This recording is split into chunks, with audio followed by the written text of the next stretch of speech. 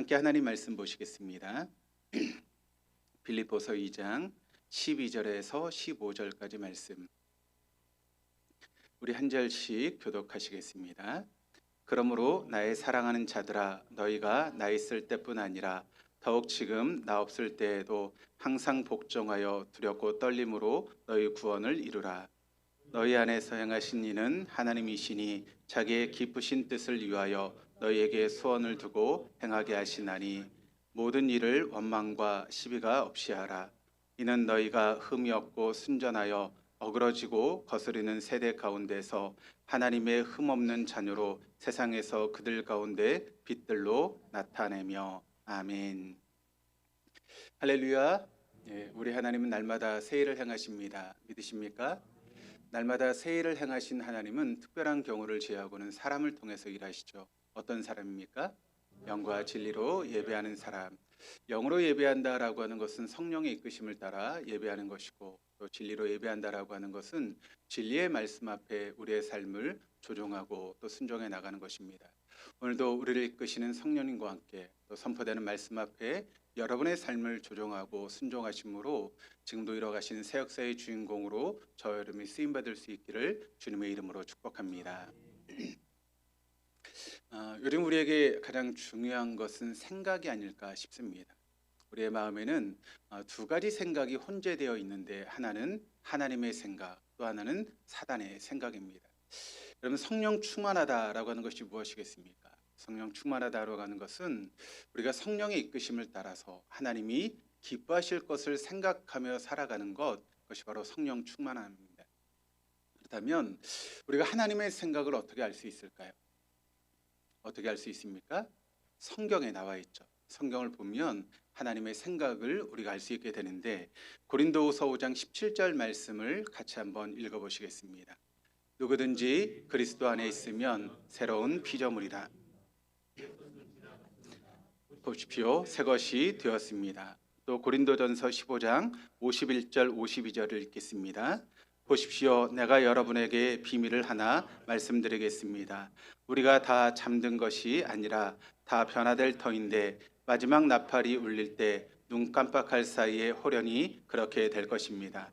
나팔 소리가 나면 죽은 사람은 썩어 없어지지 않을 몸으로 살아나고 우리는 변화할 것입니다. 그렇습니다. 이미 우리는 그리스도 안에서 변화되었습니다. 그리고 앞으로도 계속 변화될 것입니다. 성경이 우리에게 그렇게 말씀하고 있기 때문에 그렇죠. 그러므로 우리가 성경 말씀 그대로 믿으면 되는 것입니다. 그런데 왜 자꾸 우리의 마음 가운데 우리는 변하지 않는다라고 하는 그런 마음이 있을까요? 사람은 변하지 않아라고 하는 그런 말을 우리가 사용하는 이유는 무엇 때문입니까? 그것은 바로 사단이 우리를 미혹하고 있기 때문에 그렇습니다. 인간은 변하지 않는다고, 사람은 변하지 않는다고, 나도 변하지 않는다라고 하는 그런 자꾸 미혹을 사단이 하고 있는데, 거기 우리가 속아서 여러분, 우리는 변하지 않는다, 사람은 변하지 않는다라고 그렇게 생각하고 있죠. 그래서 우리는 끊임없이 성령의 도우심을 받아야 됩니다. 성령이 이끄심에 순종하면서 단순하게 말씀대로 순종하며 살아가는 사람들이 진정으로 행복한 사람이다라고 하는 것을 여러분 믿으시기를 바랍니다. 여러분이 행복하시길 원하신다면 복잡한 인생을 사지 마시길 바랍니다. 단순하게 성령의 이끄심을 따라 성령에 순종하는 삶을 살아가시면 여러분의 인생은 반드시 행복하게 될 것입니다. 사람은 반드시 변합니다. 나도 변합니다. 너도 변합니다. 우리도 반드시 변합니다. 우리가 이런 마음을 가지고 하루하루 삶을 살아가게 되면 우리 모두가 하나님께서 이루시는 새 역사의 주인공으로 모두 쓰임받게 될 줄로 믿습니다. 지난주의 말씀을 계속해서 이어보려고 하는데 여러분, 지난주의 말씀 생각나십니까? 어떤 말씀이 여러분 좋으셨습니까? 지난주 함께 나눴던 말씀 가운데 우리가 좋았던 것은 내 인생의 의지와 상관없이 우리 인생의 결론은 해피엔딩이다라고 하는 것을 우리가 지난 시간 함께 말씀을 나눴죠. 전혀 처음 들어보시는 것 같은 얼굴로 저를 쳐다보시면 안 됩니다. 나는 더 이상 그래서 불안해할 필요도 없고 나는 걱정할 필요도 없다. 아멘. 믿으십니까? 그렇죠. 그런데 우리가 지난주에 이런 설교를 듣고 이런 질문이 생길 수 있습니다. 그러면 어차피 내 인생은 결론은 해피엔딩인데 그러면 아무렇게나 살아도 상관없겠네라고 하는 그런 마음이 우리의 마음 가운데 질문으로 생길 수 있습니다. 그럼 어떻게 생각하십니까? 우리 인생의 결론이 해피엔딩이니까 우리 땅을 살아갈 때 그냥 아무렇게나 살아도 되는 것일까요? 어떻습니까? 이 문제를 같이 함께 오늘 말씀을 통해서 한번 풀어보려고 하는데 이 질문은 반은 맞고 반은 틀립니다. 우리가 지난주에 나눴던 말씀을 올바로 이해하려면 우리 인생 가운데 무엇이 정해져 있고 무엇이 정해져 있지 않은지를 알아야 됩니다. 또 그러기 위해서는 성경에 말하는 구원이 무엇인가를 우리가 정확하게 알아야 이 문제를 우리가 풀어갈 수 있습니다. 성경에 말하는 구원이라고 하는 것은 과거, 현재, 미래라고 하는 세 가지 차원에서 이루어지게 된다라고 하는 것을 알게 되는데 여러 차례 제가 설명을 드렸습니다. 그런데 설명을 드리고 말씀을 들을 때마다 마치 새로운 것을 듣는 것처럼 여겨지는 그런 은사가 저에게도 있고 여러분에게도 있는 것 같아요. 그래서 마치 제가 말씀을 드리면 처음 듣는 것처럼 목사님이 처음 얘기하는 것처럼 그렇게 말씀을 듣는 그런 모습들이 있습니다. 또 다시 한번 간단하게 복습을 해보면 성경에 말하는 죽음이라고 하는 것이 뭐죠? 두 글자. 자, 처음 들으시죠? 성경이 말하는 죽음이란 무엇입니까? 인간의 죽음이란 분리다라고 하는 것을 제가 많이 말씀을 드렸죠. 근데 처음 들으시나요? 예, 그렇죠. 우리가 계속 말씀을 나눴는데 죽음이란 바로 인간의 분리다라고 하는 것을 말씀을 드렸습니다. 그런데 이 분리라고 하는 것이 몇 단계로 이루어진다라고 말씀을 드렸죠? 3단계로 이루어진다. 첫 번째 단계는 바로 하나님과 인간의 분리, 그것이 바로 첫 번째 단계입니다. 죄를 범한 인간이 하나님과의 교제가 끊어지기 시작합니다. 그리고 에덴 동산에서 쫓겨나게 되죠. 그러니까 하나님과 인간의 분리가 죄로 인한 인간에게 찾아왔던 죽음, 그것이 바로 첫 번째 분리입니다. 하나님과 교제가 끊어진 인간은 에덴 동산에서 쫓겨나게 되죠. 그때부터 영, 혼, 육, 이 모든 질서와 조화가 깨어지게 되었다는 것입니다. 그러니까 인간이 죄를 짓기 전에는 영혼 육이 조화를 이루고 질서를 이루면서 그렇게 해서 인간이 살아갈 수 있게 되었는데 죄가 들어옴으로 인해서 영혼 육의 질서와 조화가 깨어지기 시작하면서 그때부터 육과 혼이 분리되는 그런 죽음, 우리가 흔히 이야기하는 육체적인 죽음이 우리에게 찾아오게 되죠. 이것이 바로 두 번째 분리입니다. 세 번째 분리는 무엇인가 하면 마침내 인간이 죽음을 통해서 우리의 육은 뭐로 돌아갑니까?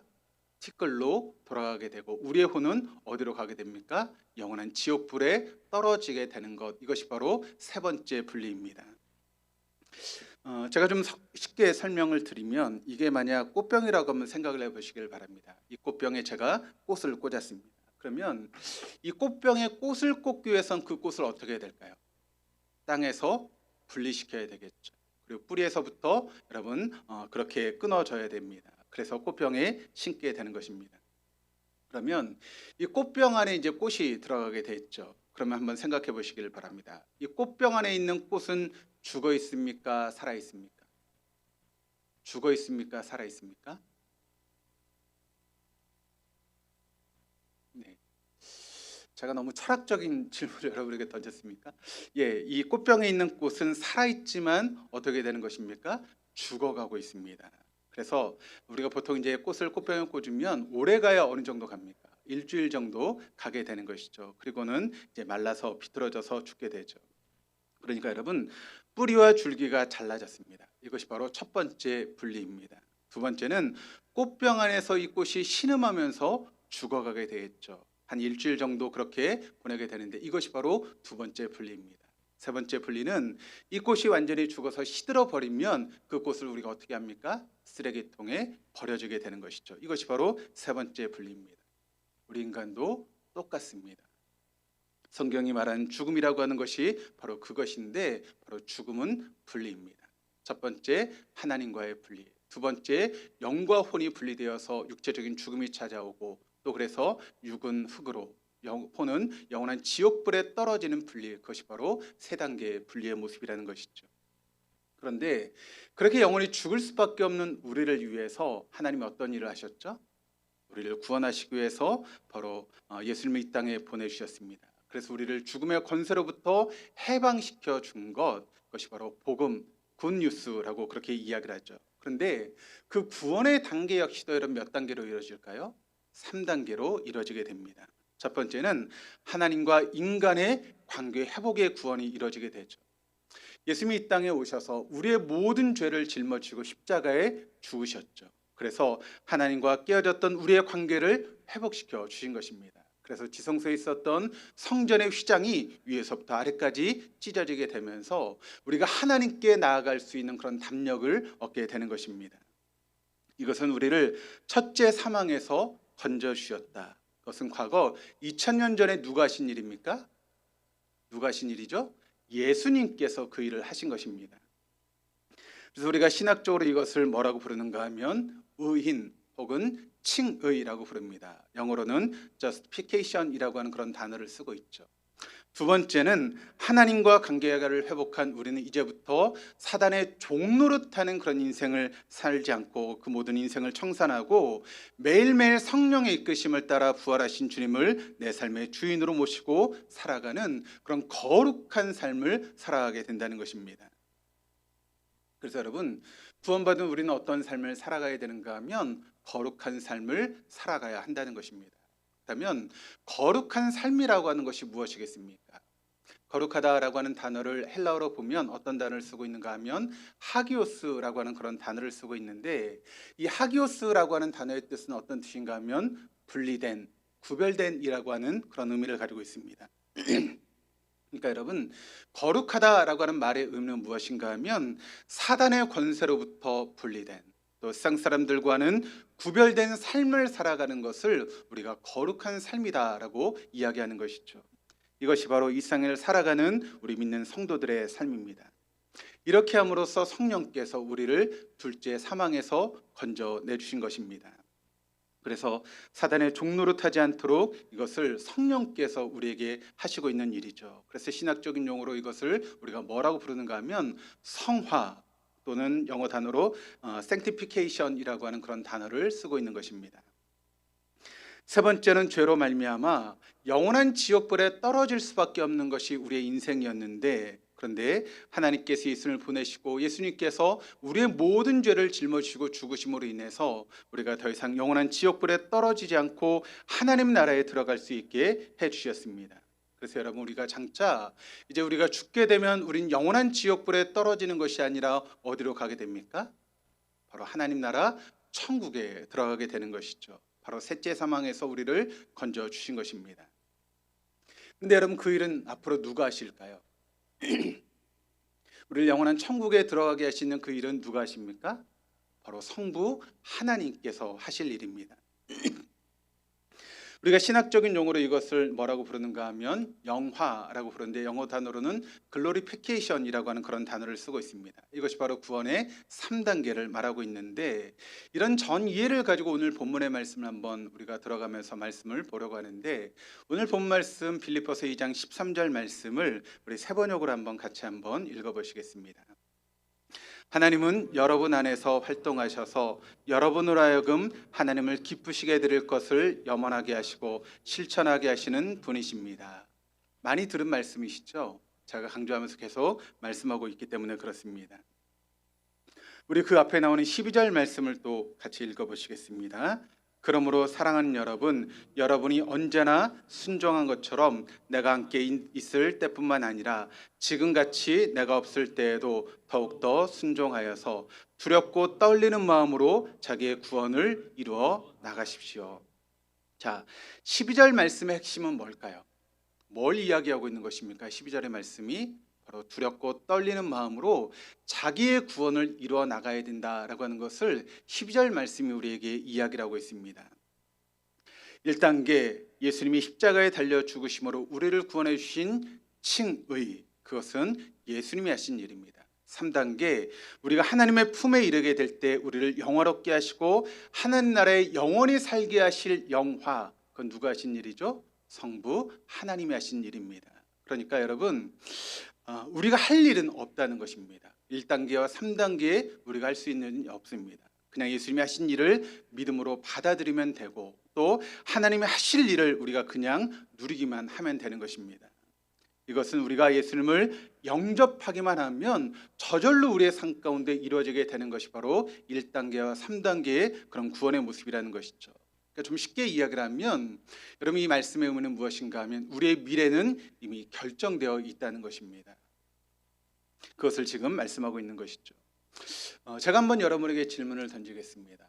여러분, 우리가 그럴 일은 없겠지만 내가 정말 예수님을 구주로 영접하고 하나님의 자녀가 되었습니다. 그런데 우리가 예수를 영접하고 또 믿음의 삶을 살아가면서 하나님의 자녀가 되어도 이런저런 이유 때문에 우리가 교회를 나오지 못하는 일들도 있지 않습니까? 그렇죠. 또 어느 때는 우리가 연약한 그런 모습을 가지고 있기 때문에 죄를 지을 수도 있습니다. 그런데 그 죄 가운데 우리가 살인을 저질렀다고 한번 생각해 보시길 바랍니다. 그러면 그런 사람이 오늘 죽었습니다. 내가 분명히 예수를 영접했는데 그러면 그 사람이 교회도 나가지 않고 살인죄를 저질렀습니다. 그러면 그 사람이 죽었을 때 천국을 가게 될까요? 지옥을 가게 될까요? 어디를 가게 됩니까? 어디를 가죠? 천국 갑니까? 지옥 갑니까? 천국 소리 들리고 지옥 소리 들리고, 목사님이 이렇게 헷갈리게 만듭니까? 그러실 수 있는데 여러분 어디를 가십니까? 그 사람 100% 천국에 갑니다. 지옥이라고 말씀하신 분들 깜짝 놀라셨죠? 100% 천국에 가게 됩니다. 우리 하나님은 한 번 말씀하신 걸 절대로 바꾸지 않은 신실하신 하나님이십니다. 하나님, 우리가 예수를 영접하는 그 순간 우리가 구원을 받고 하나님 나라가 보장되었다라고 하는 것을 분명하게 우리에게 말씀하고 있는 것이죠.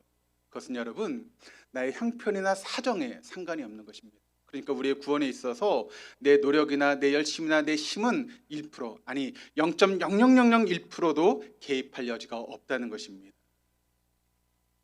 근데 우리가 가끔 그런 생각을 하죠. 구원을 받으셨습니까? 천국에 갈 수 있습니까? 라고 물어보시면 어떤 대답을 하시는가 하면, 내가 아직 하나님 앞에 봉사하고 또 믿음으로 여러 가지 일을 못해서 아직 천국에 못 갈 것 같습니다 라고 말씀하시는 분들이 있습니다. 그러면 그 말이 맞는 말일까요? 틀린 말일까요? 그것은 100% 틀린 말입니다. 왜냐하면 내가 뭘 했다고 해서 우리가 천국 갈 수 있습니까? 내가 뭘 하지 않았다고 해서 우리가 지옥에 갑니까? 그것이 아니라는 것이죠. 구원은 우리가 개입할 수 있는 것이 없습니다. 구원은 전적인 하나님의 은혜로 우리에게 주어지는 것이기 때문에 내가 뭘 하고 안 하고의 문제가 결코 아니라는 것입니다. 구원은 전적인 하나님이 하신 일입니다. 하나님께서 우리를 예수 그리스도의 보혈의 공로로 우리를 구원해 주셨다는 것이죠. 그럴 때 우리는 무조건 어디를 가게 되는가 하면 영원한 하나님 나라 천국에 들어가게 되는 것입니다. 그래서 우리가 교회를 나가지 않아도, 때는 죄를 지었다 할지라도 우리가 예수를 영접하는 그런 삶이 우리 안에 있다면 우리는 100% 천국에 가게 된다라고 하는 것을 여러분 기억하시기를 바랍니다. 그런데 문제는 그 사이입니다. 구원받아 우리가 주님의 품에 안길 때까지 우리는 그 사이를 살아가는 것인데, 그 사이를 어떻게 살아갈 것인가? 바로 두렵고 떨리는 마음으로 우리의 구원을 이루어가야 된다라고 하는 것을 오늘 본문의 말씀이 우리에게 증거하고 있는 것이죠. 그러나 걱정할 것이 없습니다. 우리의 영이 거룩하신 하나님의 영이신 성령님을 모셔드리기만 하면 현재 우리의 삶의 모습들은 여러분 어려울 게 없습니다. 요한복음 6장 7절 말씀을 같이 한번 읽어보시겠습니다. 그러나 내가 너희에게 진실로 말하는데 내가 떠나가는 것이 너희에게 유익하다. 내가 떠나가지 않으면 보혜사가 너희에게 오시지 않을 것이다. 그러나 내가 가면 보혜사를 너희에게 보내주겠다. 또 13절을 읽겠습니다. 그러나 그분 곧 진리의 영이 오시면 그가 너희를 모든 진리 가운데로 인도하실 것이다. 아멘. 그렇습니다. 성령 하나님이 우리 안에 활동하시게 된다라고 하는 것을 말씀하고 있죠. 그러면 성령께서 우리 안에 활동하시면 우리가 어떤 삶을 살아가게 되는가? 하나님이 기뻐하게 하실 것을 소원하게 하고 또 그것을 실천하는 삶을 우리가 살아가게 된다는 것입니다. 이와 같은 성화의 삶은 나 혼자 하려고 하면 어렵습니다. 우리가 어떻게 혼자 그 성화의 삶을 살아갈 수 있겠습니까? 그런데 우리 안에서 나를 이끌어주시는 성령과 함께하면 그런 삶을 얼마든지 살아갈 수 있게 된다라고 하는 것을 여러분 믿으시기를 바랍니다. 이게 이론적으로는 참 쉬운 이야기인데 여러분 삶처럼 그렇게 이루어지는 것이 어렵다라고 하는 것을 보게 됩니다.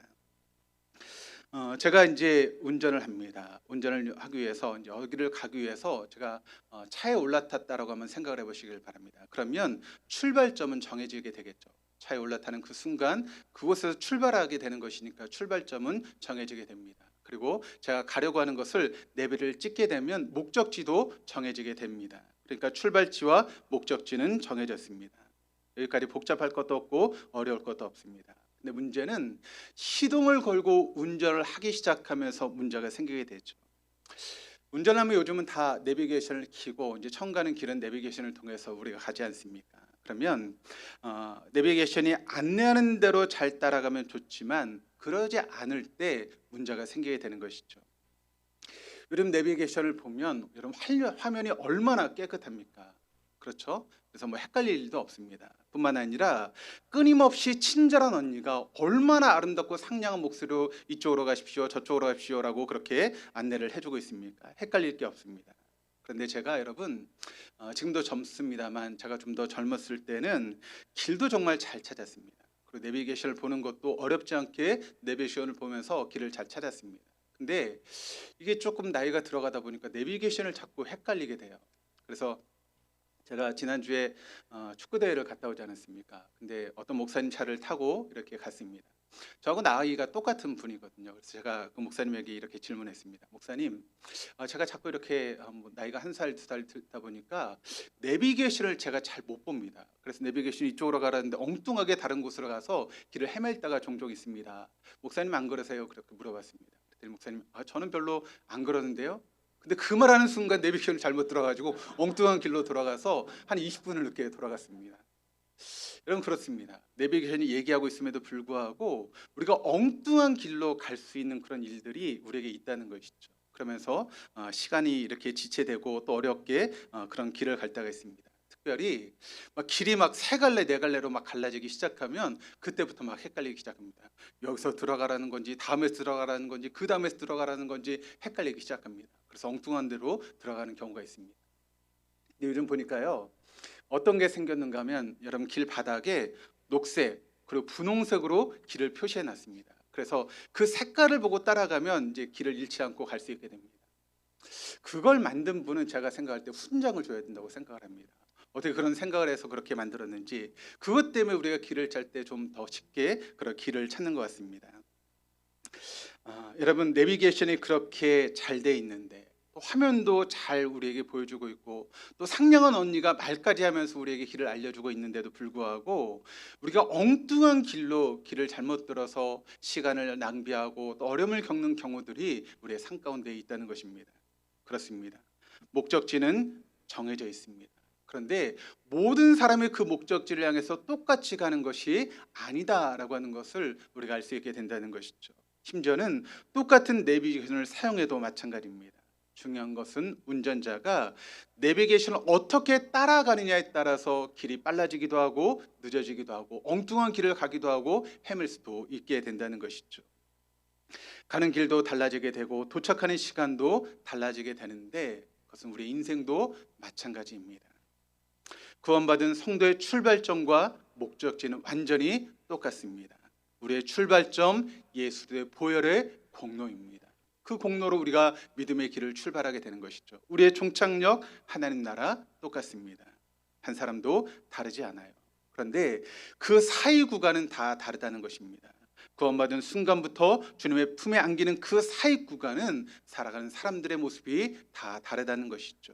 똑같은 내비게이션 성령의 인도하심을 받고 또 우리에게 성경의 말씀을 따라 삶을 살아감에도 불구하고 우리의 삶의 모습을 보면 동이 서에서 먼 것처럼 완전히 다른 삶을 살아가는 우리들의 모습을 보게 됩니다. 지금 여기서 그럼 예배 드리시는 분들이 한 70여 명, 80명 된다고 한번 생각해 보시길 바랍니다. 그러면 이 70명, 80명의 살아왔던 인생을 보시면 다 똑같은 삶을 살아오셨을까요? 아니죠. 단 한 분도 똑같지 않습니다. 다 다른 인생을 살아왔다라고 하는 것을 우리가 보게 되죠. 아니 성령께서 우리를 인도하시는데 아니 우리가 보고 있는 말씀이 다 똑같은 성경의 말씀인데 우리가 그 성경의 말씀을 보고 살아가는 사람들인데 어떻게 다를 수가 있습니까? 그런데 다 다른 인생을 살아오고 있다는 것입니다.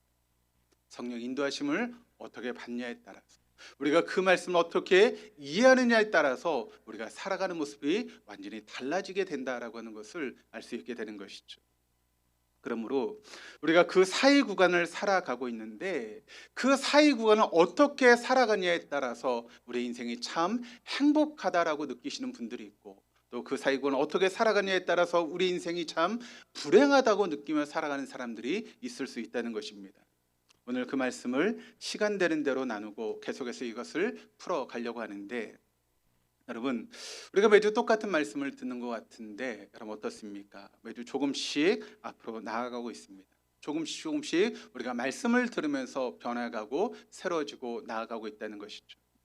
여러분 한번 생각해 보시길 바랍니다. 5년 전하고 지금 여러분의 삶을 비교해 보시면 여러분 어떠신 것 같으세요?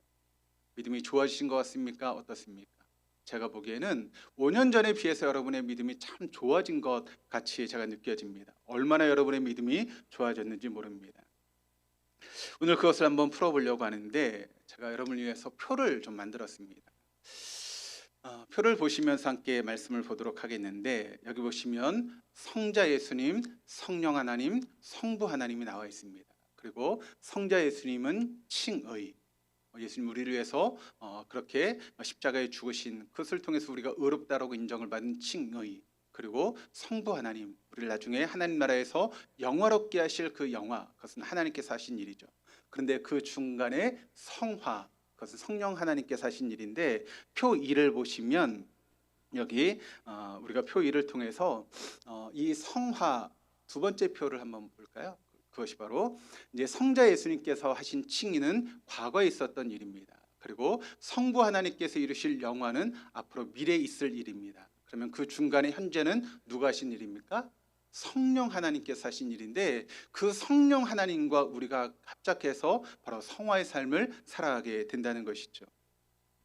표 3을 한번 보도록 하시겠습니다. 표 3을 보시면 현재라고 하는 것이 나와 있는데, 그 현재는 여러분 어떻게 하는 것입니까? 자기가 자기의 구원을 이루어 나가는 것입니다. 그 성령 하나님과 함께 자기의 구원을 이루어 나가는 것이 바로 현재 우리의 삶의 모습이다라고 하는 것이죠. 여러분, 각자 그림을 우리가 만들어 가는 것입니다. 성령 하나님과 함께 그런 그림을 만드는 것이죠. 예수님의 구원은 여러분 똑같습니다. 하나님의 구원은 또 똑같습니다. 그러나 자기의 구원은 나와 성령님의 합작품이다라고 하는 것을 여러분 잊지 마시기를 바랍니다. 성령이 이끄시는 대로 우리가 잘 따라가면 우리 인생이 기쁘고 행복한 삶을 살아가는데, 성령께서 우회전하라고 하는데 우린 직진하고 심지어는 좌회전하면서 성령과 반대되는 삶을 살아가면 우리의 인생이 행복하지 않고 힘들고 어려운 인생을 살아가게 되는 것이죠. 그러므로 성령의 인도하심을 따라 순종하며 살아가는 것이 무엇보다 중요하고, 그런 삶을 살아갈 때 우리의 인생이 걸작품이 되는 그런 인생을 살아갈 수 있게 된다라고 하는 것입니다. 또 표 4를 한번 보시겠습니다. 표 4를 보시면 D-Day가 있고 V-Day가 있습니다. 왼쪽을 우리가 D-Day라고 부르고 오른쪽을 V-Day라고 부르는데, D-Day는 무엇인가 하면 우리가 구원받은 날입니다. 예수를 영접해서 구원받은 날을 우리가 D-Day라고 부를 수 있고, V-Day라고 하는 것은 무엇인가 하면 우리가 하나님 나라에 가서 하나님 품에서 영원한 하나님 나라의 삶을 살아가는, 그것이 바로 V-Day라고 이야기할 수 있죠. D-Day라고 하는 말이 처음 나왔던 것이 어디인가 하면 바로 2차 세계대전 때 연합군들이 이제 독일군을 이제 무찌르기 위해서 노르만디 상륙 작전을 벌였던 그 날을 D-Day라고 하는 그런 말로 처음 사용했다고 합니다. 그걸로 인해서 여러분, 사실 2차 세계대전은 연합군이 노르망디에 상륙한 그걸로 인해서 이미 전쟁은 끝났다라고 많은 역사학자들이 이야기를 합니다.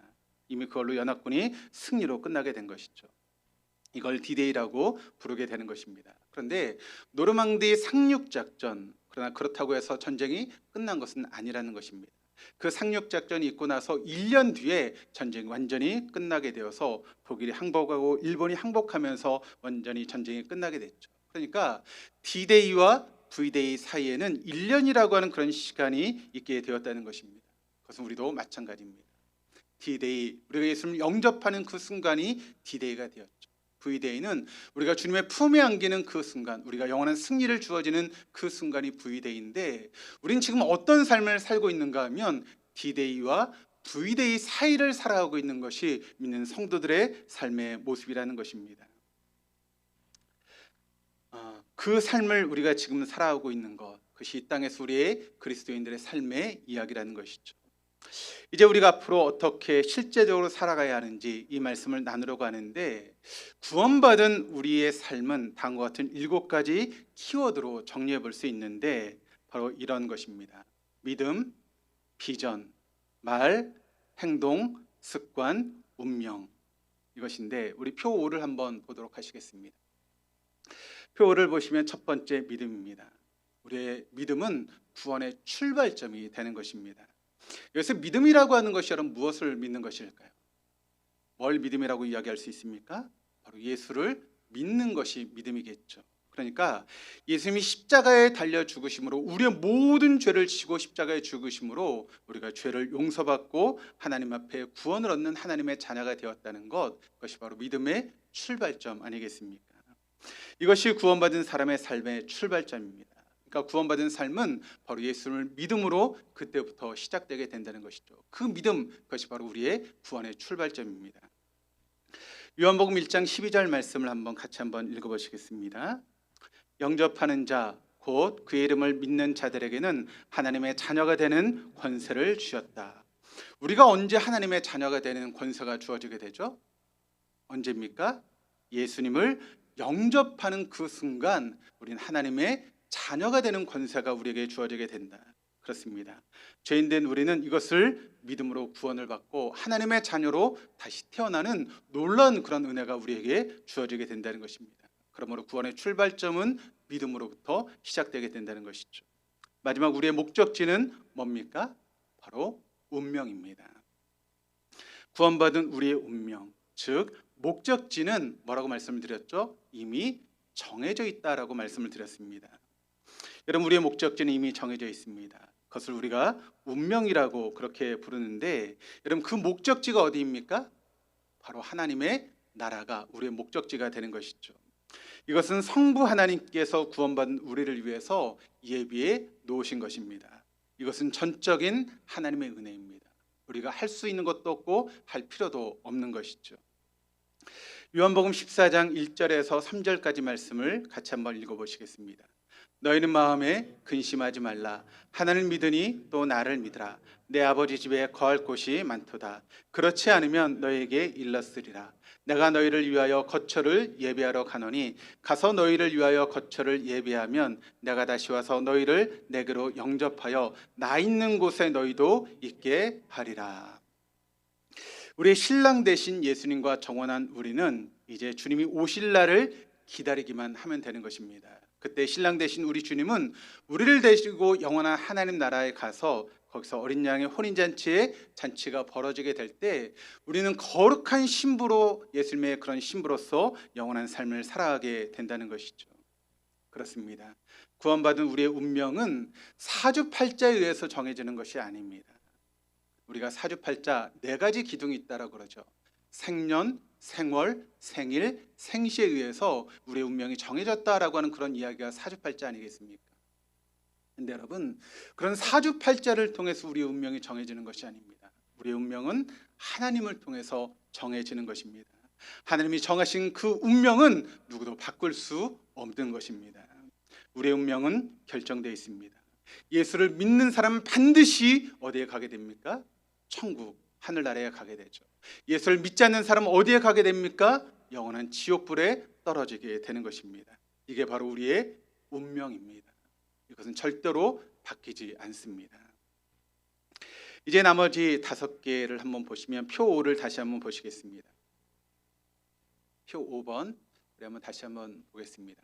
예수님이 하신 일 믿음으로 출발하고 성부 하나님의 운명이 정해졌다면 성령 하나님과 우리가 해야 될 일이 있는데 무엇인가 하면 비전, 생각, 말, 행동, 습관입니다. 사람들이 그런 이야기를 종종 합니다. 많이 한번 들어보셨을 텐데, 생각 하나 심어서 말 하나 거두고, 말 하나 심어서 행동 하나 거두고, 행동 하나 심어서 습관 하나 거두고, 습관 하나 심어서 운명 하나 거둔다라고 하는 그런 이야기가 있습니다. 그 생각, 그러니까 생각이 여러분 결국 뭘 좌지우지하게 됩니까? 우리의 운명을 결정하게 된다라고 하는 것을 이야기하는 그런 내용이죠. 그만큼 우리의 생각이라고 하는 것이 너무나 중요합니다. 그런데 그 생각은 내 마음대로 하는 건가요? 그렇지 않습니다. 우리가 성경의 말씀을 보시면 우리의 비전, 우리의 꿈이 우리의 생각을 결정하게 된다라고 하는 것을 성경은 우리에게 이야기를 하고 있습니다. 그러니까 여러분, 우리의 생각 안에는 뭐가 들어가 있는가 하면 우리의 꿈과 우리의 비전이 들어가 있어서 우리가 그것을 통해서 생각하게 된다는 것이죠. 그러니까 여러분, 우리의 꿈은 뭐가 결정하게 되는가 하면 우리의 믿음이 결정하게 되는 것이죠. 그러니까 믿음이 우리의 꿈을 결정하고 그 꿈이 우리의 생각을 결정하게 된다는 것입니다. 그 예를 우리가 볼 수 있는 것이 바로 예수님의 제자들의 모습인데, 예수님의 제자들이 3년 동안 예수님과 공생하며 예수님을 따라다녔습니다. 그런데 여러분, 그들에게 꿈이 있었죠. 어떤 꿈이 있었습니까? 예수님이 이스라엘의 왕이 되면 나는 예수님의 우편에, 나는 예수님의 좌편에 앉겠다라고 하는 그런 꿈을 가지고 예수님을 따라다녔던 것들이 제자들의 모습 아닙니까? 그런데 그들이 여러분, 성령을 받아들이고 성령 안에 충만하게 되었을 때 여러분, 그들의 꿈이 바뀌었습니다. 어떤 꿈으로 바뀌었죠? 내가 세상에서 성공하고 내가 잘 살고 내가 높은 자리에 올라가고 그런 꿈이 아니라 이 땅에 하나님의 나라가 이루어지는 그런 꿈으로 그들의 모습이 바뀌어지게 되었다라고 하는 것을 우리가 보게 되죠. 그러면서 그들의 생각이 바뀌어지는 것을 우리가 발견하게 됩니다. 다시 정리해 보면 성자 예수님이 우리를 구원해 주셨습니다. 칭의, 여기 성부 하나님, 장차 하나님 나라에 우리를 영원하게 살게 할 것입니다. 이것이 바로 우리의 운명입니다. 믿음으로 시작하는 우리 인생은 운명이 바뀌지 않습니다. 5가지 비전, 생각과 말과 행동과 습관이 우리가 이 땅을 살아가는 그 중간의 삶을 행복하게 만들기도 하고 우리를 불행하게도 만들 수도 있다는 것입니다. 분명한 비전을 가진 사람, 분명한 생각을 가지고 분명한 말을 하고 행동을 하고 습관이 된다. 이것이 바로 믿음 안에 살아가는 사람들의 모습이 되어야 된다라고 하는 것을 여러분 잊지 마시기를 바랍니다. 우리의 정해진 운명 안에서 우리는 살아가고 있습니다. 그걸 내가 잘 몰라요. 그래서 성령께서 구체적으로 우리를 이끌어 주시고 또 그것도 부족해서 하나님께서 우리에게 성경책이라고 하는 성경의 말씀을 우리에게 주셨습니다. 그러니까 여러분, 우리가 그 안에 들어가 있을 때만, 성령과 동행하고 성령 안에 살아가는 삶을 살아갈 때에만 우리가 진정으로 행복한 삶을 살아갈 수 있게 된다는 것입니다. 이 세상의 그 어떤 것으로도 우리는 행복할 수 없습니다. 돈으로도 행복할 수 없습니다. 여러분, 돈을 많이 벌면 그때는 조금 좋아지는 것 같지만 얼마 지나지 않으면 여러분 그것은 다 소용없습니다. 권세도 마찬가지고 명예도 마찬가지입니다. 여러분이 진정으로 행복한 삶을 살아가시려면 성령 안에 성령이 이끄신 대로 순종하며 여러분의 삶을 조종할 때 그때 여러분의 삶이 진정으로 행복한 삶이 되어줄 수 있다고 하는 것을 믿으시기를 바랍니다. 말씀의 거울 앞에 우리를 비춰보는 시간을 가지려고 합니다. 우리가 진짜 해야 될 일 3가지를 보려고 하는데, 첫째, 우리가 확실할 것은 구원받은 우리에게 정해진 것과 정해지지 않은 것이 있다는 것을 기억하는 것이 우리에게 먼저 필요합니다. 이것을 확실히 구분할 줄 알아야 됩니다. 우리에게 정해진 것이 있고 정해지지 않은 것이 있는데, 여러분 정해진 것이 뭐라고 말씀을 드렸죠? 우리가 구원받았다는 것, 그리고 우리는 무조건 하나님 나라에 가게 된다라고 하는 것은 정해져 있다는 것입니다. 그렇다면 정해지지 않은 것은 무엇입니까? 우리가 땅을 살아가는 그 삶이 100이면 100, 1000이면 1000 다 다르다는 것이죠. 그건 내가 하기 나름이라는 것입니다. 내가 어떻게 하느냐에 따라서 우리가 그 중간에 살아가는 우리의 삶의 모습이 달라질 수 있다는 것입니다. 내비게이션을 아무리 좋은 것을 장착해도 여러분 그 내비게이션이 하는 대로 우리가 따라가지 않고 엉뚱한 길로 가게 되면 우리는 길을 헤맬 수밖에 없는 것입니다. 그렇다면 여러분, 문제가 뭡니까? 내비게이션이 문제입니까? 뭐가 문제입니까? 내가 문제인 것이죠. 내비게이션을 따라가지 않는 내가 문제인 것입니다. 내가 지금 인생 가운데 뭐가 풀리지 않은 인생을 살고 있습니까? 뭐가 문제입니까? 하나님 문제입니까? 그렇지 않죠. 내가 문제입니다. 내가 성령의 인도하심을 따라 살지 않기 때문에 우리 인생이 풀리지 않는 것입니다. 우리가 성령의 이끄심을 따라 말씀에 순종하며 내 삶을 조종하고 그 말씀에 순종하는 삶을 살아가면 그때 우리가 불행하면 여러분 그게 기적입니다. 그런 사람은 행복할 수밖에 없는 것입니다. 이걸 여러분 잘 들으시기를 바랍니다. 너무나 중요하기 때문에 그런 것이죠. 나에게 정해진 것이 있고 정해지지 않은 것이 있다라고 하는 것을 기억하시기를 바랍니다. 두 번째, 늘 우리는 정해진 것을 먼저 늘 기억할 수 있어야 한다는 것입니다. 의인, 구원받은 우리의 정체성입니다.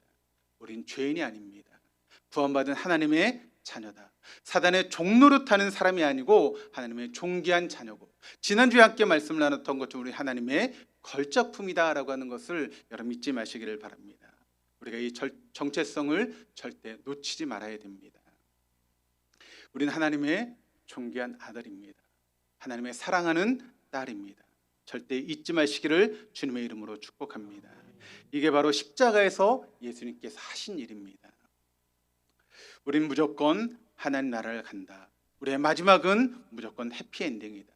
설사 내가 이 세상에 살아가는 그런 삶의 그런 모습 가운데 세상적인 기준으로 보면 조금 힘들고 어렵게 살지는 몰라도, 그러나 우린 무조건 하나님 나라 간다. 하나님의 품에 안긴다. 내가 설사 실수를 한다 해도, 잘못한다 해도 나는 반드시 하나님 나라에 간다. 우린 거기서 영원히 왕노릇하게 될 것이다 라고 하는 것을 잊지 마시기를 주님의 이름으로 축복합니다. 분명히 정해진 것을 우리의 마음에 품고 이제 하루하루 제대로 살아가야 우리가 이 땅에서 행복한 삶을 살아갈 수 있습니다. 조금 물질이 부족하고 가진 것이 없을 수 있다 할지라도 우리가 그런 삶을 살아갈 때만 진정한 행복이 우리에게 주어지게 된다는 것이죠. 그래서 우리는 어떻게 하면 됩니까? 매 순간 자기 소견에 옳은 대로 하는 것을 내려놓고 항상 성령께 묻는 것입니다. 멈추고 묻고, 멈추고 묻고 하는 것을 반복하는 것이죠. 그래서 하나님의 뜻에 나를 조종하고 그렇게 순종하는 삶을 살아가기 위해서 먼저 멈춰서는 것이 중요하죠. 전에도 말씀을 드렸던 것처럼 30초만 멈춰 보시기를 바랍니다. 그리고 성령께 물으시기를 바랍니다. 성령님, 제가 이 시간 뭐라고 대답을 해야 됩니까? 뭐라고 이야기를 해야 되겠습니까? 성령님, 지금 제가 어떻게 행동해야 되겠습니까? 성령님, 제가 지금 무엇을 선택해야 되겠습니까? 성령님, 도와주세요. 그러면 성령께서 즉각 우리를 찾아오십니다. 그리고 어떻게 하시죠? 성령께서 우리에게 사인을 주십니다. 어떤 식으로든 사인을 주세요. 그러면 그걸 내가 거기에 맞게 나를 조종하는 것입니다. 그리고 내 몸으로 순종하는 것입니다. 그러면 우리는 그때 우리의 삶 가운데 평안을 경험하게 될 줄로 믿습니다. 나도 평안하게 되고 내 주변에도 사람들도 평안해지고 점점 더 평안해지고 자꾸 평안해지고 여러분이 아멘할 때까지 평안해지고, 여러분 아멘 하시기를 바랍니다. 그때 우리에게 진정으로 삶 가운데 평안이 찾아오신다라고 하는 것을 여러분 믿으시기를 바랍니다. 그럴 때 나만 평안해지는 것이 아니라 우리 주변의 모든 사람들이 다 평안해질 수 있다라고 하는 것을 믿으시기를 바랍니다. 한 가지 이야기를 하고 말씀을 마치겠습니다. 제가 좋아하는 라이놀드 니버 목사님의 기도문인데 전에도 여러분에게 말씀을 드렸는데 한번 들어보시기를 바랍니다. 하나님, 제가 바꿀 수 있는 것은 바꿀 수 있는 용기를 주시고, 바꿀 수 없는 것은 순수하게 받아들일 수 있는 마음을 주시고, 이 두 가지를 잘 분별할 수 있는 지혜를 주십시오. 그럼 이것이 우리에게 필요하지 않겠습니까? 나를 바꿀 수 있는 용기, 그 용기가 우리에게 필요하고, 때로는 바꿀 수 없는 것을 그대로 수용하고 받아들일 수 있는 그런 마음이 필요하고, 이것이 바꿔야 될 것인지 아닌 것인가를 분별할 수 있는 그런 지혜가 우리에게 필요하지 않겠습니까? 절대 바뀌지 않는 한 가지, 그것은 바로 나는 구원받은 하나님의 자녀다. 나는 반드시 하나님 나라에 간다. 그걸 딱 잡아놓고 출발점과 목적지 그 사이에서 하루하루 성령의 이끄심을 따라서 우리의 비전을 분명히 하고, 그럼 아멘할 준비가 돼야 되는데, 비전을 분명히 하고 날마다 생각을 바로잡고, 그리고 말이 제대로 나오고 행동이, 그리고 마지막 습관이, 그렇게 해서 우리의 운명이 바뀔 수 있는 그런 삶을 살아갈 수 있는 저 여러분, 우리 동덕의 모든 교우들이 될 수 있기를 주님의 이름으로 축복합니다.